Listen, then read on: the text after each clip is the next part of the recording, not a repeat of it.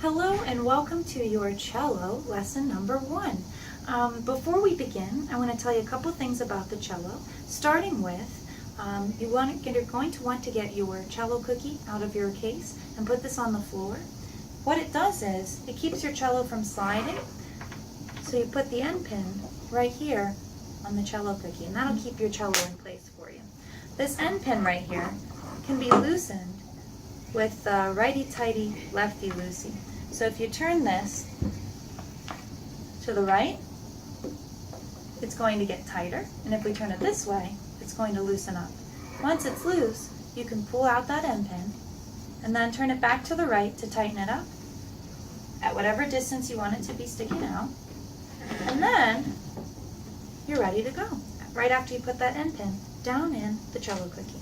So, taking a look at the cello, you can see that it has 4 strings. You can also see that some of the strings are much, much thicker, and some of the strings are much thinner. So, what do you notice about the sound of the thick string compared to the skinniest string? I hope you notice that it's much higher. So the thicker the string is, the lower it's going to sound. And the skinnier a string is, the higher it's going to sound. So let's learn what our strings are called. We have C, G, D, and A. I like to remember it with cool, gorillas, dance, around. So we can just say the very first letter of each of those words. C for cool, G for gorillas, D for dance, and A for around. So let's talk about your cello posture. You're going to want the cello to be leaning up against you, and you want the tapes to be right around your nose, chin, eye level. It all depends on your comfort, but I like to have mine right where my first finger is, right around the area of my chin. And then what happens when we add our fingers is we're going to actually be shortening the string. You might be thinking, hold on a second, the strings are staying the same length. Well, right now, the string goes from here all the way down to the bridge. And if I pluck it, that entire string vibrates. But if I add a finger, it's actually going to make that string much shorter. So let's see here. Let's see what happens if I put my finger, I don't know, here. Now the string's only going to vibrate from here to here instead of this whole long string. So if we make the string shorter, do you think the sound is going to be higher or lower? Let's find out.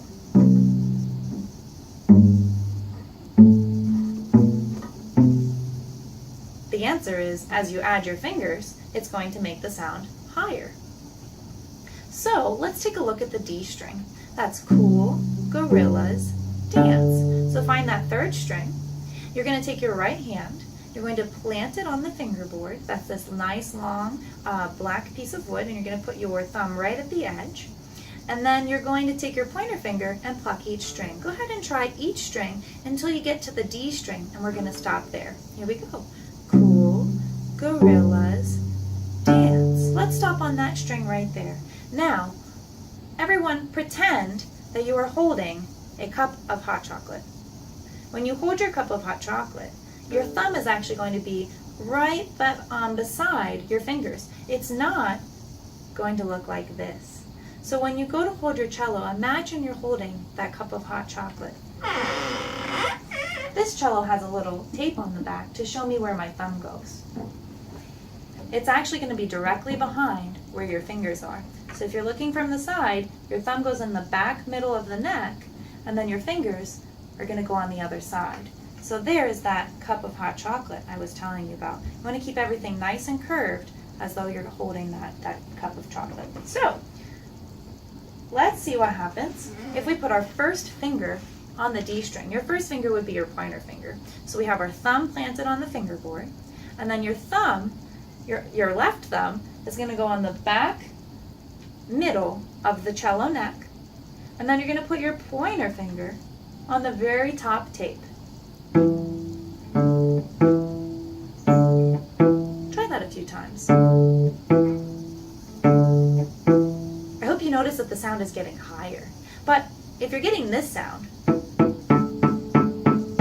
you're probably not pushing the string the whole way down, so you haven't really changed the length of the string, you're just keeping it from vibrating. You have to push it the whole way down, and then you'll get that beautiful sound. The next thing we're going to do, oh wait, does that remind you of some solfege? Let's sing do. Can you figure out what this would be? Lulu, up a step. It's re. So we have do, re. Can you figure out where mi will be? Do, re, mi. You have to keep shortening the string. So you're actually going to be putting your third finger down on that next tape, and your second finger doesn't have anywhere to go. It's just going to hang out in the middle here for now. So we're going to do first finger and third finger. So we have do, re, and mi. Let's play do, re, mi and see if we can get a beautiful ringing sound. Here we go. Do, re, all three fingers, mi. The only finger that isn't down now is your pinky. Ooh, let's go backwards. Try 3, 1, 0. Here we go. Mi, re, do. Wait a second. Mi, re, do. Mi, re, do. Does that remind you of a song for music class? It reminds me of Hot Cross Buns. Let's sing it with solfege. Here we sing. Mi, re, do. Do, do, do, do, re, re, re, re, mi, re, do. So think about the form of that piece. The first phrase would be called A, mi, re, do. What would the second phrase be called? Mi, re, do. That would be the B phrase. How about phrase 3? Oh, I'm just kidding. It's not the B phrase. We have mi, re, do, phrase A, mi, re, do, also A. How about this one? Do, do, do, do, re, re, re, re. That's the B phrase. Mi, re, do. Back to A. So you play all the A phrases of mi, re, do. Make sure your thumb is in the back middle of the neck, and I will play the B phrase. Here you play mi, re, do. Mi, re, do. My turn. Do, do, do, do, re, re, re, re, your turn. Mi, re, do.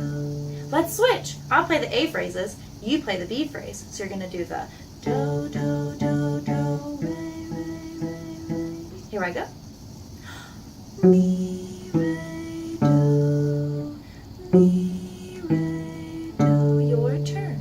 Do, do, do, do, re, re, re, re.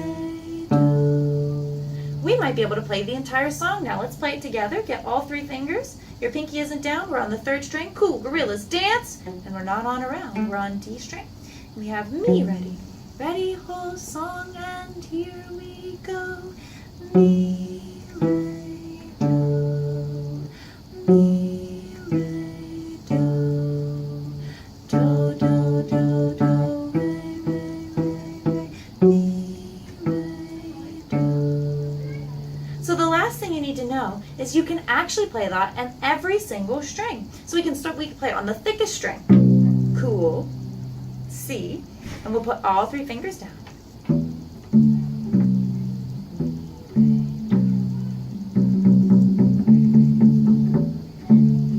Just make sure whichever string you choose to play it on, you're pushing the string the whole way down to get a beautiful ringing sound.